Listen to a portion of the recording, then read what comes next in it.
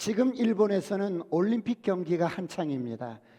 125년에 올림픽 역사상 무관중 대회는 처음이라고 합니다. 여러분, 올림픽은 땀의 예술이라고 합니다. 땀을 흘린 만큼 땀방울로 평가를 받을 수 있기 때문입니다. 모든 선수들이 더 빨리, 더 높이, 더 힘차게 겨루는 경기 장면도 짜릿하고 여러분 익사이팅하지만 때로는 격렬하게 경기를 치른 선수들이 내뱉는 한마디가 우리에게 교훈을 주고 큰 울림을 주기도 합니다. 27살 제1교포 3세인 유도 선수인 안창림 선수입니다. 그는 일본에서 태어나서 스쿠바 대학 2학년 때 전 일본 학생 선수권 대회에서 유도를 1위를 합니다. 일본 유도의 차세대 에이스라고, 제목감이라고 여러분 일본에서 굉장히 기대를 했습니다. 그런데 한국의 3세이기 때문에 한국 국적을 가지고 있기 때문에 일본으로 귀화할 수 있도록 많이 유도를 합니다. 그런데 그가 나는 한국인입니다. 나는 한국인입니다. 귀화를 거절을 합니다. 그리고 그가 그 다음 해에 용인대학교 3학년에 편입을 해서 국가대표가 됩니다. 그래서 이번에 그 유도의 성지인 그 일본 무도관에서 동메달을 따냅니다. 그는 32강부터 4강까지 계속해서 연장전을 치르는 사투 끝에 동메달을 거머쥐는 거예요. 동메달을 딴 후에 그가 이렇게 말합니다. 하루하루 할 수 있는 최선을 다하고 살아왔기 때문에 후회가 없습니다. 난 하루하루 최선을 다해서 살아왔기 때문에 후회가 없습니다. 사랑하는 성도 여러분, 올림픽을 위해서 5년 동안 하루도 빠짐없이 최선을 다해 노력을 쏟았습니다. 실전에서 온 힘을 다해서 최선을 다했기에 미련이 없다고 이야기를 합니다. 그는 떳떳하게 말하는 그의 말은 많은 생각을 하게 됩니다. 아무런 변명도 없이 주어진 삶에 최선을 다하며 어떤 요행이나 우연을 바라지 않고 주어진 결과에 대해서 핑계와 이유를 대지 않고 최선을 다한 후에 결과를 받아들이는 모습을 보면서 이런 생각을 해봅니다. 먼 훗날에 저와 여러분이 주님 앞에 섰을 때, 주님, 저는 하루하루를 시간을 죽이기 위해서 살았던 게 아니고 세월을 낭비하면서 산 게 아니고 하루하루를 최선을 다해서 살아왔습니다. 그래서 인생을 후회 없이 살았습니다. 주님 앞에 이런 고백을 하는 저와 여러분이 되시길 축원합니다. 축원합니다. 여러분, 스포츠에는 불로소득이 없습니다. 땀 흘리고 뛰는 것만큼 결과가 주어집니다. 그래서 올림픽은 땀의 예술이요 땀방울로 평가를 받게 됩니다. 사랑하는 성도 여러분, 올림픽만 그럴까요? 저와 여러분도 우리 인생을 경주에 비유했습니다.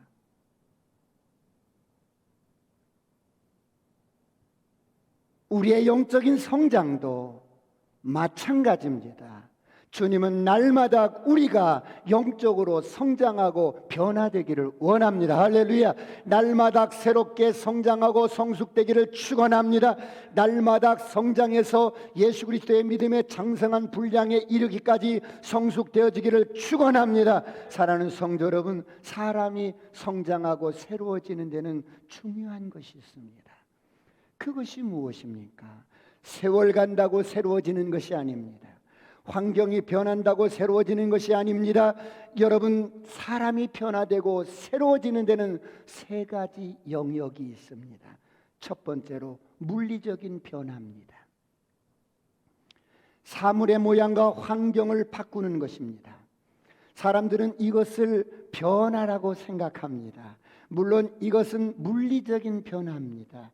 이런 변화를 갈망하는 사람들은 뭔가 물건을 사면서 변화를 기대합니다. 아니면 집안 청소를 한다든지 집안의 가구를 배치를 새롭게 하면서 새로운 변화를, 새로움을 맛보려고 합니다. 때로는 새로운 변화를 위해서 여성들은 얼굴에 변화를 주어 봅니다. 눈도 크게 해보고 리프트도 해보고 여러 가지로 해봅니다. 물론 여성의 변신은 무죄라고 합니다. 이것도 사실 변화에 대한 인간의 갈망에서 나오는 겁니다. 이런 외형적인 것, 손으로 만질 수 있는 것, 눈으로 볼 수 있는 변화, 이런 것을 감각적인 세계의 변화를 물리적인 변화라고 말합니다. 두 번째 변화는 정신적인 변화입니다. 사람이 나이가 들면 겉사람은 후퇴합니다. 육체의 기능이 저하가 됩니다. 호르몬 분비가 여러분 균형이 깨집니다. 그래서 신체적인 기능이 떨어집니다.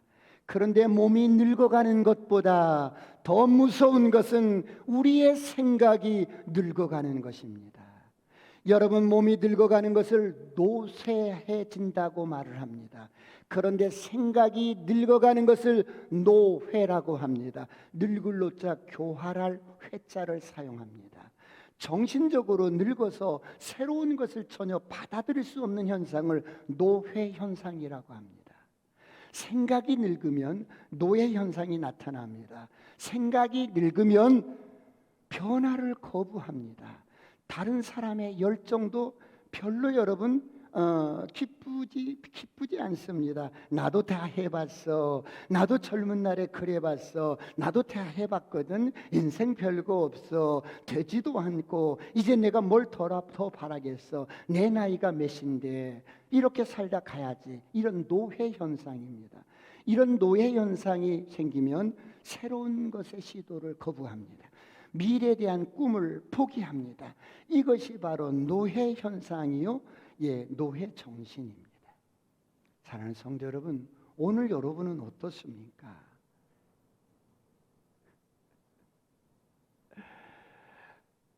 제가 그 전에 2년 전인가 그 충북의 어느 지역에 이렇게 집회를 이렇게 하고 났는데 84살 드신 장로님이 저한테 나이를 묻는 거예요. 그래서 저희 집사람이 막 한갑을 지냈습니다. 그랬더니 한갑? 어린애구만 이러시더라고요. 60 정도 된 것은 어린애라는 거예요. 근데 우리는 60 된 것이 나이를 많이 먹은 것처럼 내 나이가 60인데 지금 뭔 소리를 하는 거야? 어린애래요, 어린애. 코로나가 지금 1년 반 이상이 지났어요. 사회가 급속도로 변하고 있는데 4차 산업 시대가 훅 하고 우리 곁에 그냥 들어와 버린 거예요. 이 4차 산업 시대에는 4가지 특징이 있어요. 첫 번째가 인공지능입니다. AI. 두 번째는 데이터베이스. 세 번째는 사물 인터넷. 네 번째는 블록체인입니다. 이제 회사를 출근 안 하고 집에서 근무하는 이 사이버 공간을 통해서 이제 출근을 하고 그곳에서 필요한 미팅을 하고 이런 시대가 되었어요. 그래서 이제는 가상 공간에 쇼핑센터를 지어놓고 그곳에 들어가서 내 아바타가 가서 물건을 그곳에서 쇼핑도 하고 구매를 하면 직접 우리 집으로 배달해 오는 시대가 됐어요. 그런가 하면 MZ세대 1900년부터 1990년부터 2000년 시대 이상의 세대들을 이런 세대들을 MZ세대인데 이런 세대들은 디지털 환경에 아주 익숙해져서 최신 트렌드에 익숙합니다. 그래서 집단보다는 개인의 행복, 어떤 집을 소유하기보다는 공유, 렌트해서 쓰는 이런 것을 즐기는 시대인데 이런 세대들이 지금 직장에서 가상 집에서 이렇게 일을 하는데 코로나가 끝나면 회사로 출퇴근하라면 할 수 있느냐 물었더니 45%가 그럼 나 회사 그만두겠다는 거예요. 이처럼 이제는 현실과 가상시대가 함께 어우러져 가는 거예요.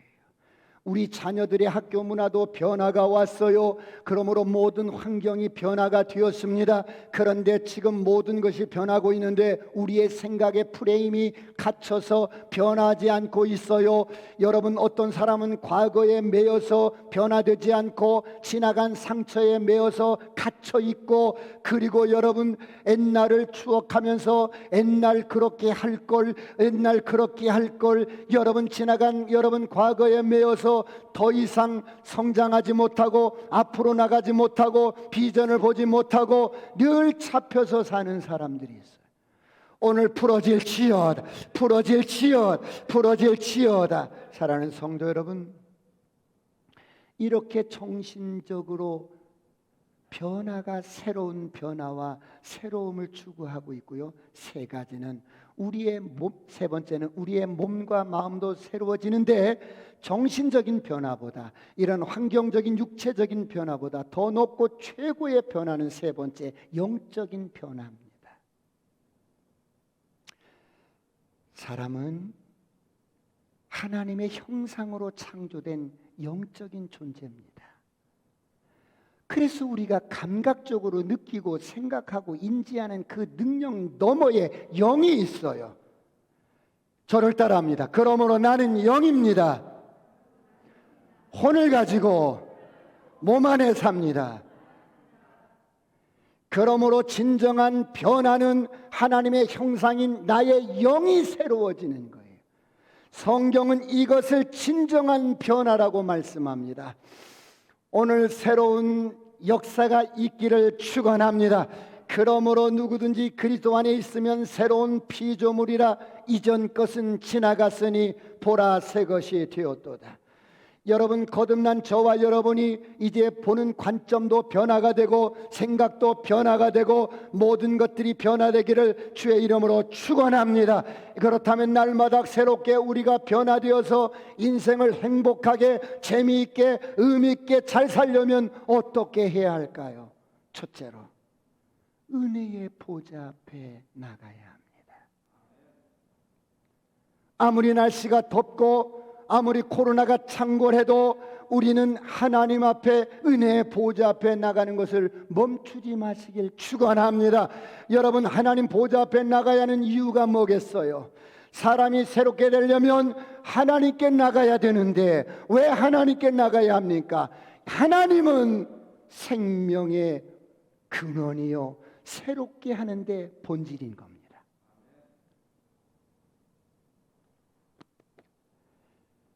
사람이 새롭게 되려면 생명으로 돌아와야 합니다. 만일 여러분의 인생을 새롭게 살고 싶으면 하나님께로 돌아오십시오. 할렐루야. 만일 여러분이 다시 인생을 다시 한번 재기하고 싶다면 하나님께로 돌아오십시오. 할렐루야. 하나님은 새로움의 근원입니다.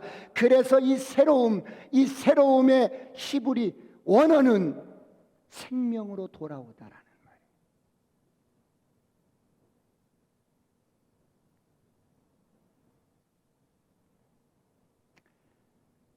내가 어떻게 새로워질 수 있습니까? 생명으로 돌아가야 합니다. 하나님께로 돌아오시길 축원합니다. 그러므로 히브리서 4장 16절은 이렇게 말씀해요. 다 같이 한번 합독합니다. 시작. 그러므로 우리는 긍휼하심을 받고 때를 따라 돕는 은혜를 얻기 위하여 은혜의 보좌 앞에 담대히 나아갈 것이니라. 그러므로 우리는 긍휼하심을 받고 때를 따라 돕는 은혜를 얻기 위하여 하나님의 보좌 앞에 담대히 나갈 것이라. 하나님 앞에 나가는 것을 멈추지 마시길 축원합니다. 생명으로 돌아오시길 축원합니다. 하나님께 돌아오면 누구든지 새롭게 시작할 수 있어요. 하나님께 여러분 돌아오면 어떤 인생이든지 다시 일어설 수 있어요.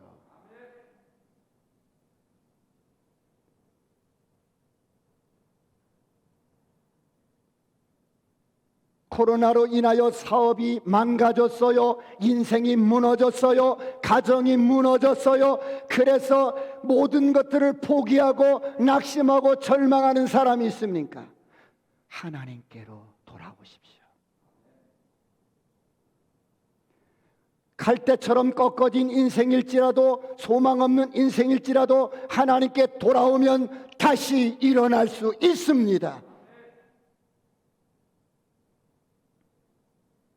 그러므로 우리가 궁휼하심을 받고 때를 따라 돕는 은혜를 얻기 위하여 은혜 보좌 앞에 담대히 나갈 것이니라. 왜 우리가 하나님 앞에 날마다 나와야 합니까? 이것은 마치 이스라엘 백성들이 광야를 거닐 때 하나님께서 이들에게 날마다 만나를 주셨습니다. 그래서 이스라엘 백성들은 그 만나를 먹으면서 인생이 하나님이 공급하시는 것으로 사는 거다, 하나님이 나를 먹이시고 하나님의 은혜로 사는 것이구나, 이것을 이들은 깨달았습니다. 오늘 저와 여러분이 먹고 사는 것은 뭐 지게지게 있을 수 있고, 요즘 여러분 많은 복지가 잘 돼서 굶어 죽는 사람이 어디 있겠어요. 그런데 저와 여러분이 날마다 하나님 앞에 나가야 하는 이유는 날마다 그날 살 은혜를 얻기 위해서. 할렐루야. 1년 전에 받은 은혜로 사는 것이 아니라, 10년 전에 받은 은혜로 사는 것이 아니라, 날마다 하나님께서 우리에게 주시는 은혜를 얻기 위해서 하나님의 보좌 앞에 나오는 것을 멈추지 마시길 축원합니다. 사람이 하나님을 경험하면 새롭게 되는 거예요.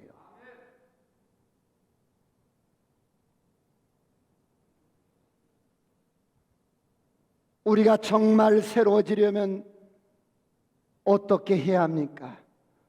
옛사람을 버려야 합니다. 오늘 본문 22절을 다 같이 합독합니다.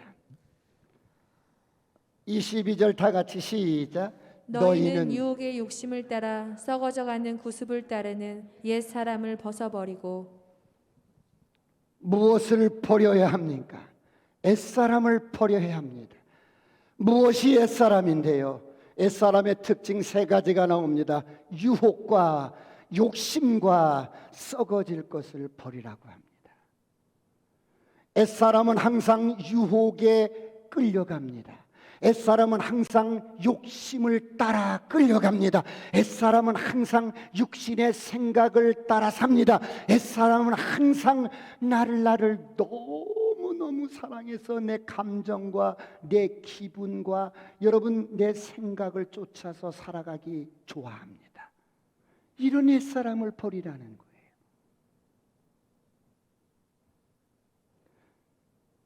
이런 옛사람을 버리지 않는 한 사람이 새로워질 수 없고 성장할 수 없습니다. 여러분, 여기에 정말 정성스럽게 물 한 컵을 떠다 놓았습니다. 그런데 제가 이 찬물을 먹으면 설사가 날 것 같아서 따뜻한 우유 한 잔을 마시고 싶어요. 그러면 어떻게 해야겠어요? 우유 한 잔을 따뜻하게 가지고 왔어. 그러면 여러분, 이 컵에다가 부어서 마시고 싶은데 어떻게 해야겠어요? 먼저 있는 물을 버려야겠지요. 그래야 할 거 아니겠어요? 버리고 우유를 부어야 할 거 아니겠어요? 그런데 많은 사람들은 옛사람을 버리지 않고 그냥 여기에 우유를 붓는 거예요. 이렇게 사는 거예요. 옛사람을 버리란 말이에요. 옛사람을 버리라고 하는데 버리지 않고 여기다 그냥 이렇게 물이 차 있는데 우유를 갖다 붓는 거예요.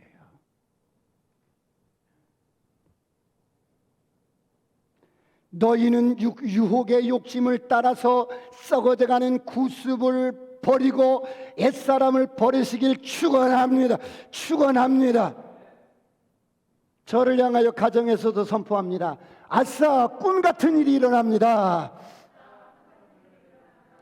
그러므로 요한 3서 여러분 1절 2절은 이렇게 말씀합니다. 다 같이 합독합니다. 시작. 사랑하는 자여, 내 영혼이 잘된 같이 내가 범사에 잘되고 강건하기를 내가 간구하노라. 사랑하는 자여, 내 영혼이 잘됨 같이 여기서 영혼은 우리의 마음을 말합니다. 우리의 혼을 말합니다. 그래서 이 마음이 바른 것을 선택할 수 있도록, 바른 것을 여러분 결정할 수 있도록 마음이 늘 어때요? 비워지고 하나님의 성령으로 채워지고 말씀으로 채워지면 어느 상황 속에서든지 바른 것을 선택할 수 있습니다. 이렇게 내 마음이 잘됨 같이 내가 범사에 잘되고 형통하리라. 할렐루야.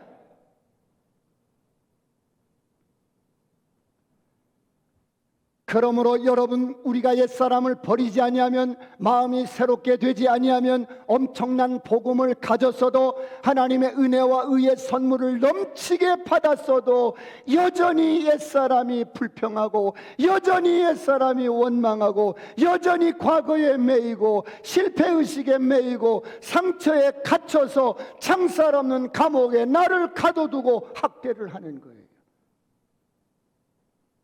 철커덕 문을 여십시오. 그리고 다 내보내시길 축원합니다.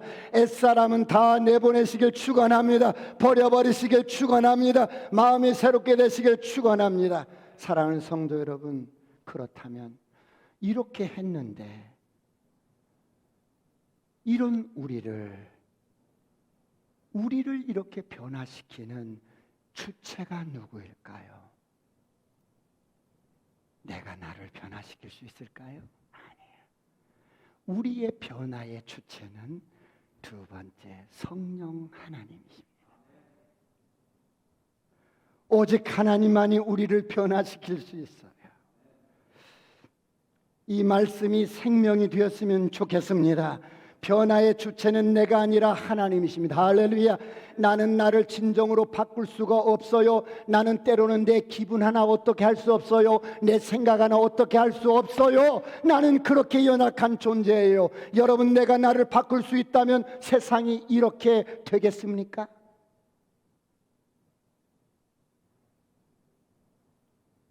어떤 사람은 몸부림을 쳐보고, 어떤 사람은 여러분 열심히 그렇게 몸부림을 쳐보지만 겉사람은 어느 정도 자신이 바꿔갈 수 있지만 우리의 존재 자체를 사람의 힘으로 능으로 할 수 없고 여호와의 힘으로 능력으로 바꿔가는 겁니다. 할렐루야. 그렇다면 오늘 본문 24절을 보겠습니다. 24절 다 같이 시작. 하나님을 따라 의와 진리의 거룩함으로 지으심을 받은 새 사람을 입으라. 그렇다면 우리가 해야 할 일은 무엇인가요? 내가 그것을 갈망하는 거예요. 내가 그것을 시도하는 거예요.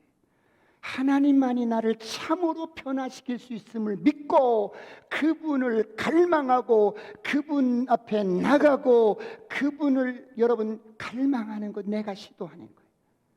그렇게 될 때 우리는 새 사람, 하나님을 따라 의와 진리의 거룩함으로 이 여러분 지으심을 받은 새 사람을 입게 됩니다. 오늘 이런 은혜가 있기를 축원합니다. 하나님을 향해 나가시길 축원합니다. 하나님을 향해 하나님을 경험하면 늘 우리는 새로워집니다. 폭염 때문에 시들시들하는 인생이 아니라 여러분 메마른 풀처럼 시들시들하던 인생이 하나님을 경험하면 살아납니다. 힘을 얻습니다. 새로워집니다. 독수리 날개침같이 앙망하면서 올라갑니다. 날마다 새로워지시길 축원합니다. 어제 받은 은혜로 사는 게 아니라 오늘 내가 살아야 할 은혜의 분량을 오늘 내가 주님 앞에 나와서 다시 받는 것입니다. 그러므로 날마다 아침마다 새로워지시길 축원합니다. 예레미야 3장, 애가 3장 22절 23절을 보겠습니다. 다 같이 합독합니다. 시작.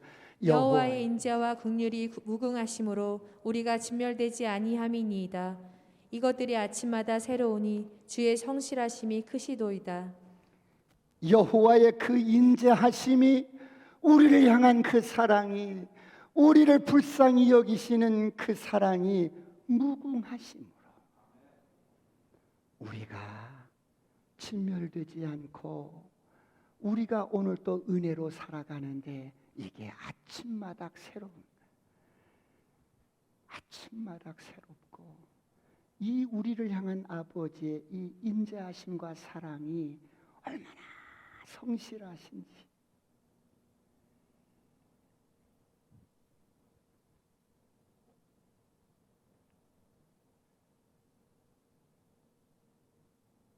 날마다 오늘이 마지막이야. 내가 오늘을 못 넘기겠어. 하나님, 내가 너무 괴로우니까, 내가 너무너무 힘이 드니까, 내가 내일 아침 눈을 뜰 때는 여기 말고 하나님 계신 천국에서 눈을 떴으면 좋겠어. 나 더 이상 못 견디겠어.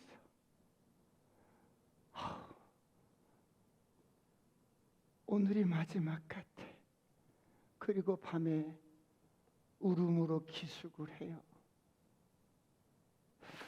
그런데 그 주님의 인자하심이, 그 주님의 긍휼하심이 부궁하셔서 아침에 눈을 뜨면 또 하루를 살아가는 거예요. 참, 아버지의 그 사랑과 인자하심이 끝이 없는 거예요. 내가 인생을 포기하려고 해도 아버지, 더는 안 되겠어요. 더는 못 견디겠어요. 오늘 밤이 마지막이야. 나 내일 눈을 뜰 때는, 아침에 눈을 뜰 때는 이 땅이 아니고 아버지가 계신 천국에서 눈을 뜰 거야. 그게 내 소원이야. 그리고 울면서 잠자리에 들었는데 또 다음 날이면 살아갈 힘을 주시는 거예요.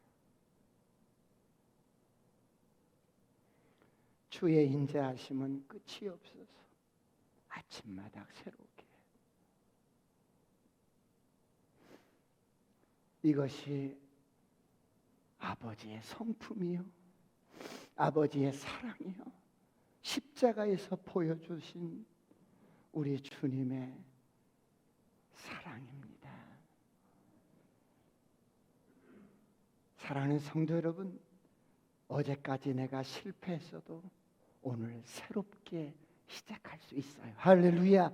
날마다 새로워지시길 축원합니다. 이것이 복음의 능력입니다. 여러분, 그러면 이렇게 새 사람이 되면 내면적으로 어떤 특징이 이렇게 우리에게 장착이 되는데, 어떻게 되냐면 사람이 의로워져요. 24절을 한번 볼까요? 24절 다시 한번. 24절 의와 진리의 거룩함으로 지으심을 받은 사람을 입으라. 여러분, 이렇게 사람이 새로워지면 내면적인 어떤 그 능력들이 장착이 되는데 사람이 의로워져요.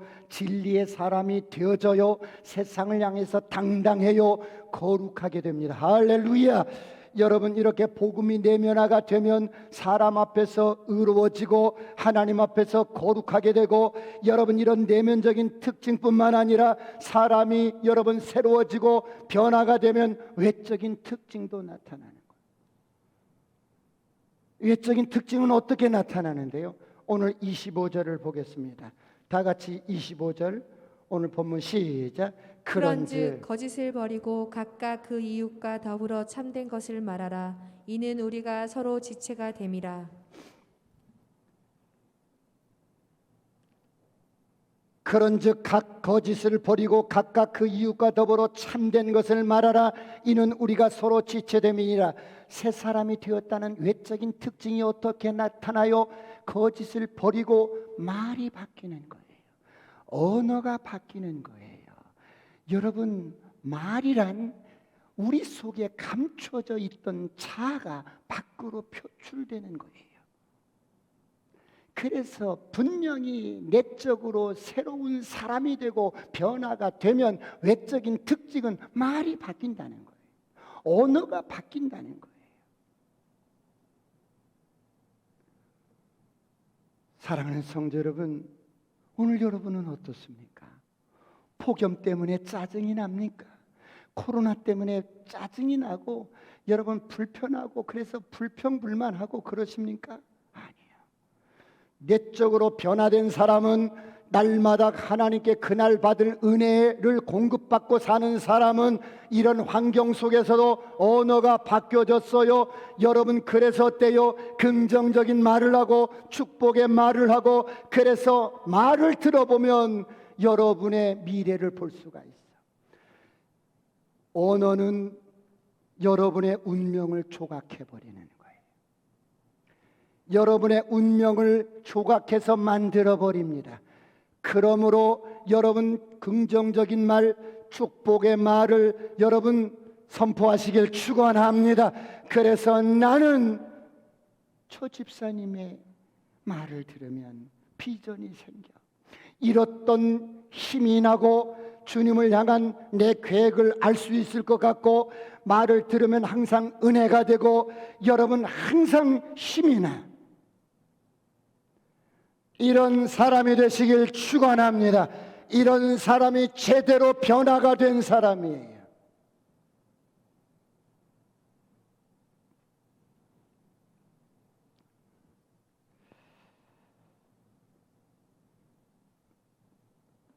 그럼 이렇게 새 사람으로 살기 위해서는 어떻게 할까요? 마지막 세 번째, 성령님께 순종하셔야 돼요.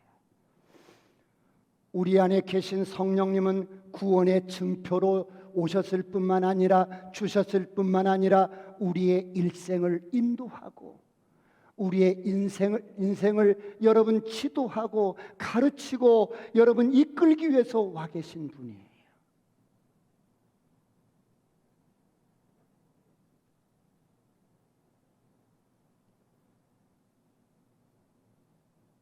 예수를 구주로 영접하는 순간에 이 성령 하나님이 그 죽었던 영혼 속에 찾아오셔서 영혼을 깨우시고 살리시고 인쳐버립니다. 할렐루야. 구원의 증표로 보증해버리는 거예요. 외람된 말씀이지만 지난주 금요일 날 전화 한 통화가 왔어요.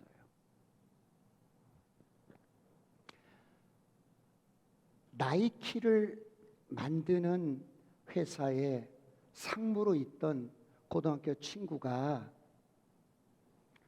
지난 1월 달에 환갑이라고 저를 축하해 주기 위해서 초대를 했어요. 그래서 고등학교 친구 둘과 제가 만났어요. 40년도 훌렁 넘었지요.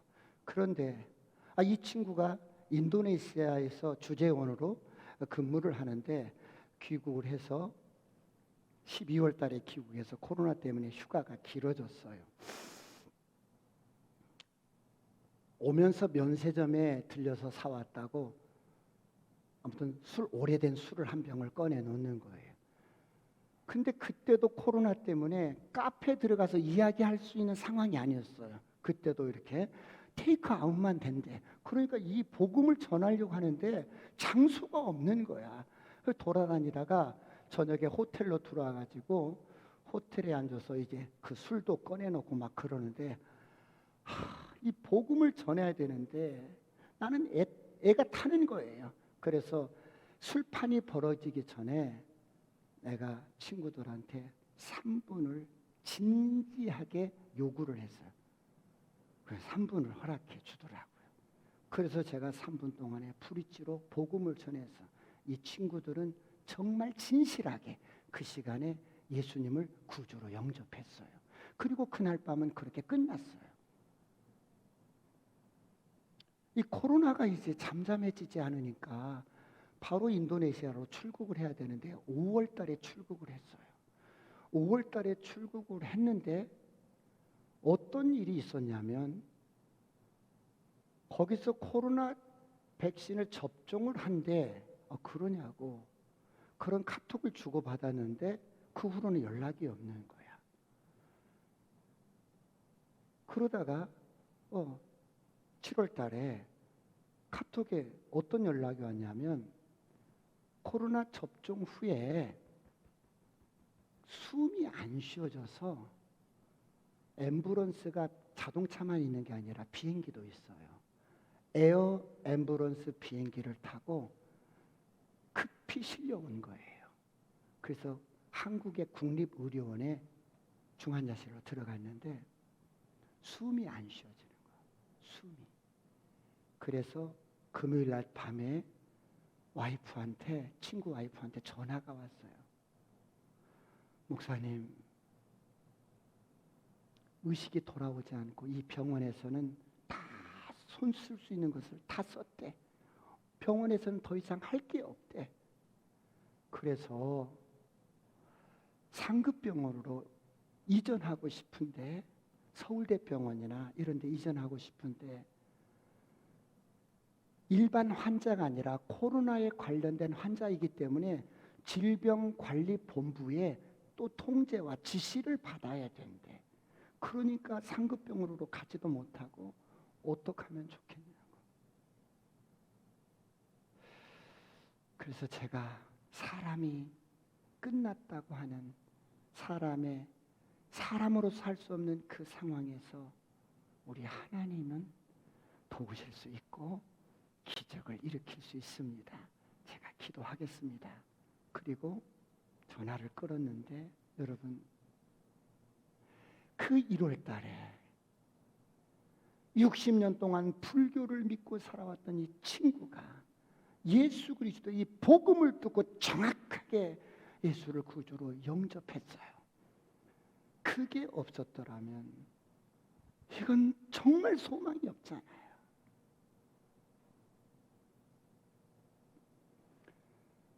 주님이 생명을 불어넣어 주었으면 합니다. 할렐루야.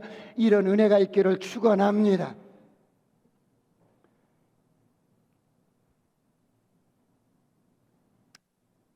성령님은 늘 우리를 새롭게 변화시켜 나가고 우리가 새로워지기를 원하고, 그래서 이 땅에 사는 어간에 예수 그리스도의 믿음에 장성한 분량에 이르기까지 성장하기를 원해요. 그러므로 성령의 감동과 인도를 따라서 살아가는 저와 여러분이 되시길 축원합니다. 그러면 우리가 어떻게 성장하고 변화되고 성숙되어질 수 있을까요? 저를 보세요, 여러분.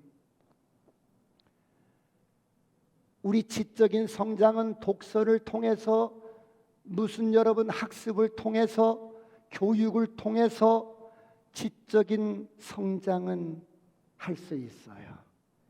그런데 영적인 성장은 아무리 설교를 많이 들어도, 아무리 독서를 많이 해도, 아무리 여러분 학습을 많이 하고 그런다고 해서 영적인 성장이 되어지는 것이 아니라, 영적으로 새로워지고 성장하시려면 반드시 성령님께 순종해야 돼요. 할렐루야. 영적인 성장은 순종을 통해서만 성장할 수 있는 것입니다. 그런데 사람들은 이런 영적인 실체를 잘 몰라요. 성령님께서 말씀하시면 주님의 말씀대로 순종할 때 영적인 성장은 이루어질 줄 믿습니다. 마지막으로, 아이를 이렇게 낳았는데, 신실한 부부가 임신을 해서 아이를 낳았는데 그 아이를 이렇게 받았던 간호원이 막 우는 거예요. 간호사가 막 우는 거예요. 왜 우냐고 그랬더니 아이의 팔이 없고 다리가 없다는 거예요.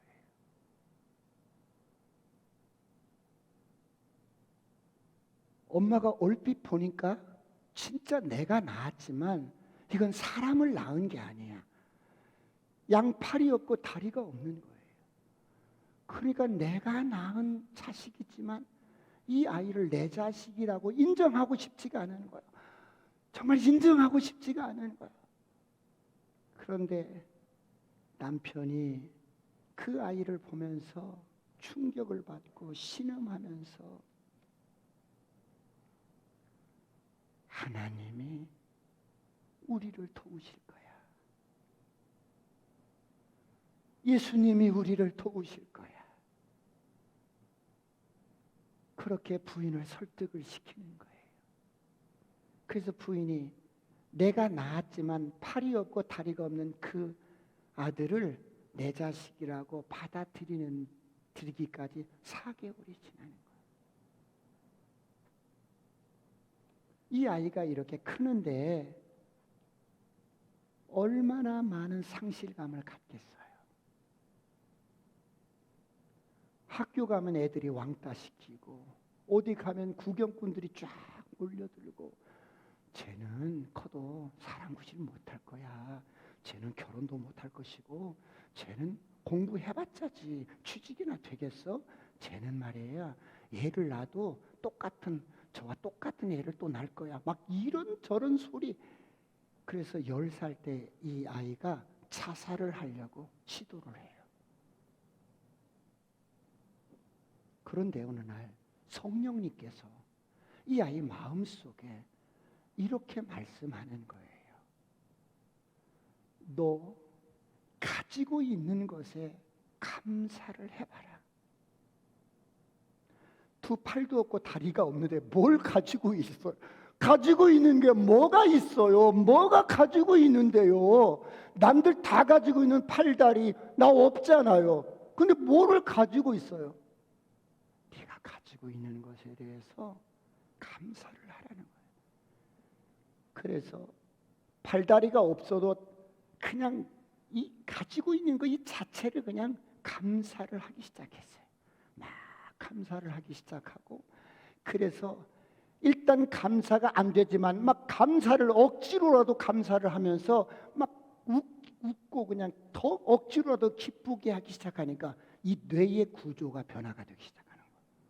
이 뇌의 신경이 변화가 되기 시작하는 거예요. 그래서 아빠가 보니까 이 아이가 수학을 잘해서 대학을 회계학과를 이렇게 보냈어. 근데 그런 쪽으로 쓰이는 것이 아니라 이 아이가 많은 사람들 앞에 행복하게 사는, 그냥 감사하면서 사는 이 모습 자체가 메시지가 되는 거야. 그래서 수많은 젊은이들, 수많은 사람들을 여러분 다 가지고 있어도 원망하고 불평하는 그런 사람들에게 희망과 비전과 도전을 주기 시작하는 거예요. 사진 한 장 띄워주실래요? 저게 지금 어떤 사진이에요? 사람이 반절밖에 없잖아요.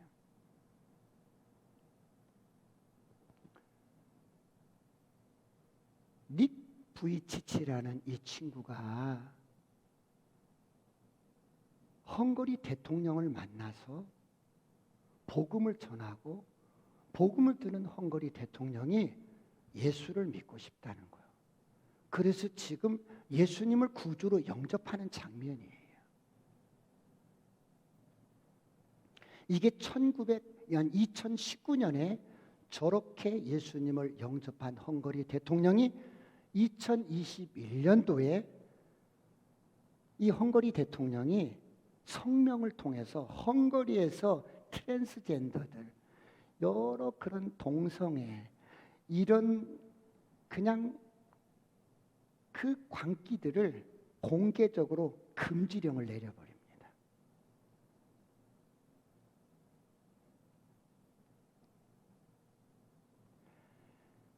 여러분, 팔이 없고 다리가 없어 어쩌다가 내게 주어진 이런 조건, 아무리 원망하고 불평해도, 아무리 절망해도, 아무리 울어도 낙심할 수밖에 없는 인생이 성령님의 음성에 순종했어요. 가진 게 뭐 있는데요? 내가 가진 게 뭐 있는데요? 뭐를 감사하라고요? 내가 가진 게 뭐 있는데요? 그럴 만도 하지만 살아있는 것, 존재하는 것 자체, 주어진 것에 적극적으로 감사하자 그에게 꿈같은 일들이 일어납니다. 그는 예수님의 입이 되고 손이 되고 발이 되어서 지금은 복음을 전하는 전도자가 되었어요. 날마다 새로워지시길 축원합니다. 아무리 폭염이 장렬하고 코로나가 창궐해도 이런 상황 속에서도 시들시들 매너리즘에 빠지거나 여러분 메마른 풀처럼 시들시들하지 마시고 하나님께로 나오면 날마다 그날 살아갈 은혜를 공급해 주시고 새 힘을 주시고 새롭게 해 주시고 다시 한번 우리의 영혼 몸을 변화시켜 주시고 힘을 주시는 좋으신 아버지 앞에 나오는 것을 멈추지 마시길 축원합니다. 기도하시겠습니다. 다 같이 한번 기도하실 때 하나님,